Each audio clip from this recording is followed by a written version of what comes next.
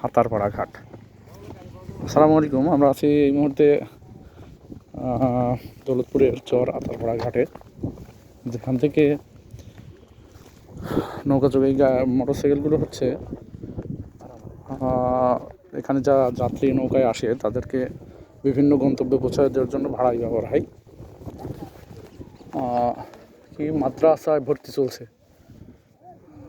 বাঘা রাজশাহী পুরাতন bus stand ভর্তি চলছে। টোলের জায়গা। এই হচ্ছে হাতারপাড়া নৌকার ঘাট।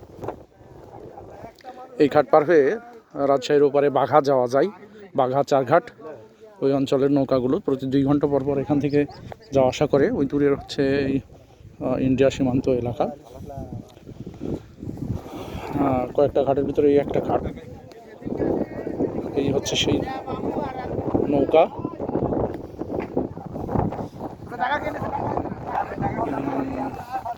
এই ঘাটের রাস্তা। ওনারা আসছে, ওপার থেকে আসছে, উঠছে এই যে সাইকেল উঠছে।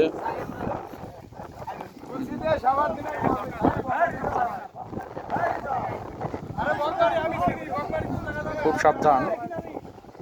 মানুষের জনজীবন এত কষ্টকর এই দুর্গম অঞ্চলে, তাই এগুলো না দেখলে আসলে বোঝা খুব কঠিন। এই হচ্ছে পদ্মা, ওপারে ইন্ডিয়া, রাজশাহী, সামনে বাঘা চারঘাট। ধরেন ওনার কষ্ট আসলেই। যাই হোক, এই হচ্ছে বাহন নদীর। আস্তে আস্তে পর্যায়ক্রমে লোকজন যাবে। ওনারা যারা যাচ্ছে, এই মোটরসাইকেল ওনাদের বহন করবে। বহনের মাধ্যম হচ্ছে লোকালয়ের মোটরসাইকেল।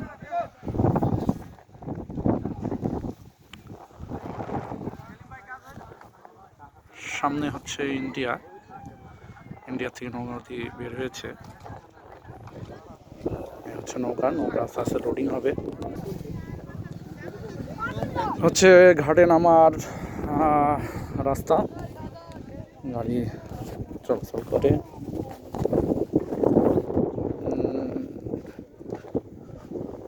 মানে কি যেন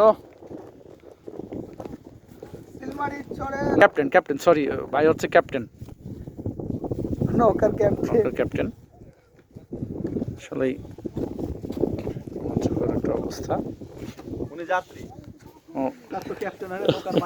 না স্যার, না, আমরা এখন আধুনিক যুগে আছি, শুধু মাঝি বললে হবে না। এটা হচ্ছে নৌকার কন্ট্রোল রুম, ইঞ্জিন। বাহ, খুব সুন্দর সুন্দর। ওইখান থেকে পানি ছাকা হয়।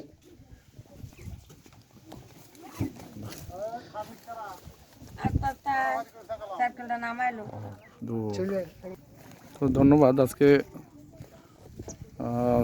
বিদায় নিচ্ছি চরের থেকে। পরবর্তী ভিডিও দেখা হবে ইনশাল্লাহ। আসসালামু আলাইকুম।